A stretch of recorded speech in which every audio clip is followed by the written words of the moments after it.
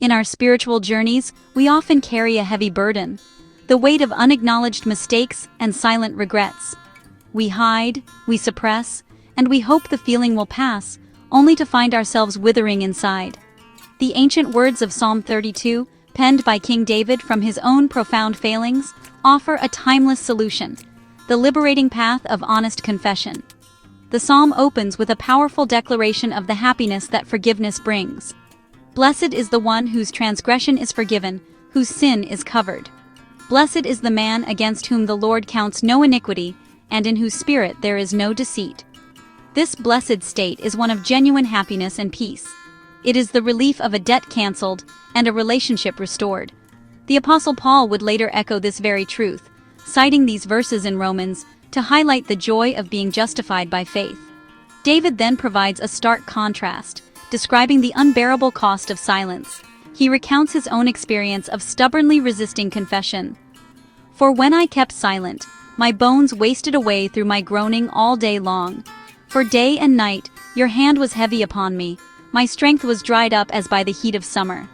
This is the internal destruction of unconfessed sin. It is a spiritual drought where God's convicting hand feels like a weight, and our own conscience consumes us from within.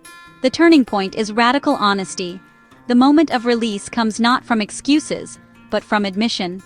"I acknowledged my sin to you, and I did not cover my iniquity.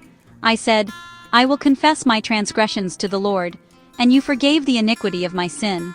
The formula is stunningly simple. Our confession meets God's immediate forgiveness. The burden is lifted not by our own effort, but by His grace. This psalm concludes with an exhortation to choose the easy path of voluntary repentance over the difficult one of forced discipline. God instructs us, "I will instruct you and teach you in the way you should go. I will counsel you with my eye upon you."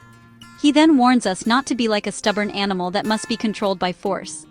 "Be not like a horse or a mule without understanding, which must be curbed with bit and bridle, or it will not stay near you." In our modern context, shame often holds us back from confession. Yet David's message is clear. The true shame lies in living in unrepentant sin, while confession is the courageous path back to peace.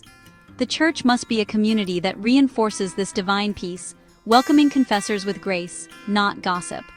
As David affirms, "Many are the sorrows of the wicked, but steadfast love surrounds the one who trusts in the Lord." The choice is ours, the sorrow of silence, or the surrounding love that comes from trust and honest confession.